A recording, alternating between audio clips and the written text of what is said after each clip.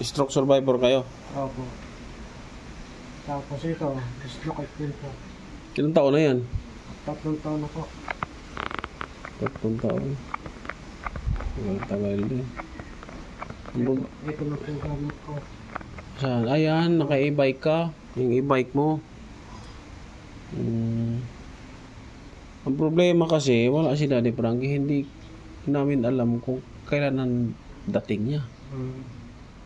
May 1 linggo yun bago bumalik dito. Ay, matagal pa po. Oo. So, Pwede po matagal. makicharge muna po ng sir? Ng ano? Hanggang mapu-charge po. Para may pang-uwi ako na singka. Problema. May extension ka ba? Meron po. O sige, dito. Mag-charge ka dito. Ilang taon ka na bang ano? Ilang taon ka na ngayon? Magpo 45 po ngayong July 30. 45. Opo. Asawa mo? Iniwan po ako. Mga anak mo? Kasama niya rin po. Ilan? Yung 2 anak kong lalaki nasa Quezon Province po. Oh, layo. Tapos yung anak kong babae nasa Las Piñas. So, wala kang kasama sa bahay nyo? Meron po, kaso parang hindi po na lang kasama sa bahay. Oh. Parang diri sila sa akin.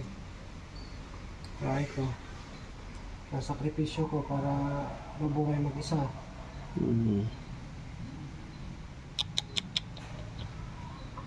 Ang problema kasi, pagka nagpunta ka dito, Opo. kay Daddy Frankie, wala kang kasiguraduhan na pumunta dito kasi nga Ako bahala na kung wala siya. nandun si Daddy Frankie kung wala.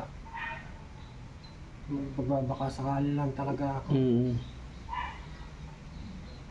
Hindi na rin namin alam kung kailan ang dating niya. Hirap na ako. Kasi yung Pero maswerte ka pa, may e-bike ka. yun nga po. Diba? Dito yung doon sa kung pamilyar po kayo doon sa Santa Maria. Santa Maria, Bulacan? Hindi po dito sa Pangasinan din. Yung naghihilot din po si Gayat. Mahal kasi yan doon. Bawat siyang dislocate 2,000. Hilot lang. Umagaling naman. Ewan ko lang po. Pero marami na isang hinihilot na gumagaling. Daw po. Ayun ang nababalita ako. Kaya magbabaka sakali ulit ako sa kanya. Pero magulang humihilot niya sa akin. Hindi po naman. Hindi epekto. Hindi umepekto. Ay, huwag mo nang ulitin doon kasi Mahal pati ko ninyo. mahal pati, hindi naman umepekto. Po. Doon na lang siguro ako sa may Cavite. Cavite, malayo-layo ah. Pero ang ano na, exercise lang ang kailangan dyan eh. May lalakad-lakad ko naman po. Oo. Kaso, ito talaga ang may problema sa akin. Saka yung talampakan. Kasi Tapos yung buto natin dito sa tigi, nagka-fracture po siya. bakit? Ano, natumba ka? 3 beses po ako natumba sa loob ng bahay. Yan naman pala. Ang dali mo yung bike mo dito. Parang ano. Iatras mo na po. Ako na mag-atras. Kung kaya pa. Naka-handbrake yata. Hindi ko alam. Ano mo? Ha?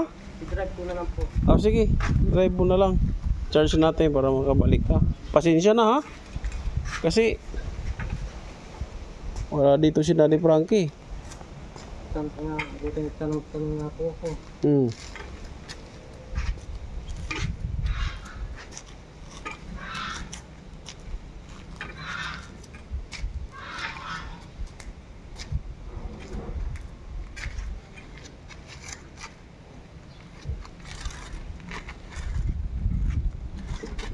May susian din siya.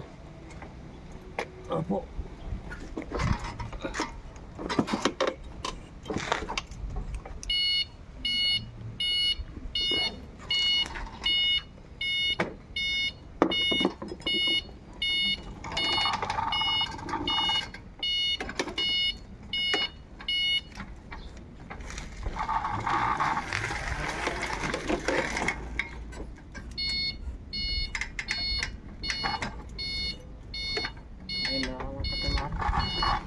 Mahina ano. I-charge natin yan. Bago lumakas. Gilid mo.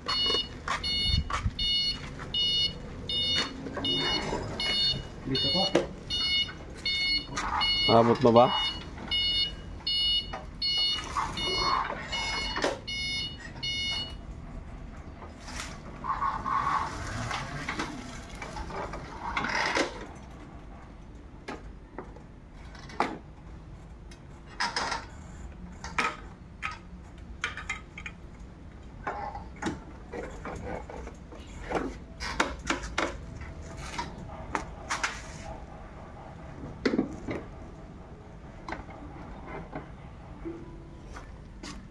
Sana umabot. 8 feet po kasi yan. Abot yan. Mga ilang oras ang charge yan? Depende po kung kano po po. Mga 2, 3.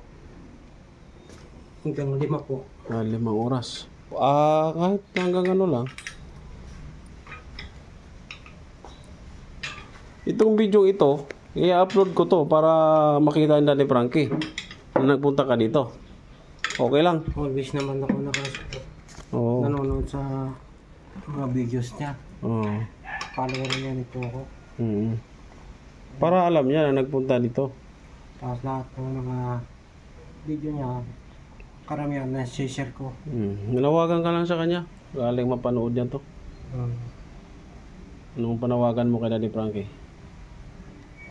Ako po sana yung ng konting tulong dati Frankie.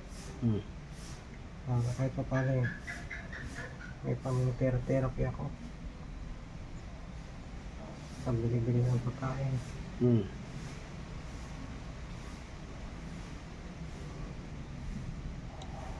Wala kasi siya dito. Wrong time yung pagpunta mo dito eh. Ito ako. Sana kung nandito siya. Nung nakarang araw kami, nag-uulan. Oo. 3 araw yata ang ulan yun, ano? Opo. Mahirap mabasa yung e-bike mo. Pwede naman pong mabasa. Kaso mabilis lang malubat. Yung battery. Ayun po yung battery niya sa ilalim. Sa ilalim mo. Yung naka-charge yung ano niya, e-bike para meron siyang pang-uwi. Anong lugar mo? Asinggan po. Asinggan pa. Sa Opo, Asinggan pa siya. Sa Asinggan niya. Kasi doon po sa may police outpost po doon sa may simbahan. Nakicharge na po ako doon. Buti umabot pa rito. Pag na full charge yan, abot ng Asinggan na. Urdaneta lang po siguro. Okay lang po sana kung may araw. Solar din yan. May maliit na solar po. Isa itaas. Okay Maganda nga yung mga bagong modelo na rin ngayon, no? Unang modelo po na ngayon. Na unang labas nila. Yung bago ngayon, yung may lit yung battery na sila ngayon.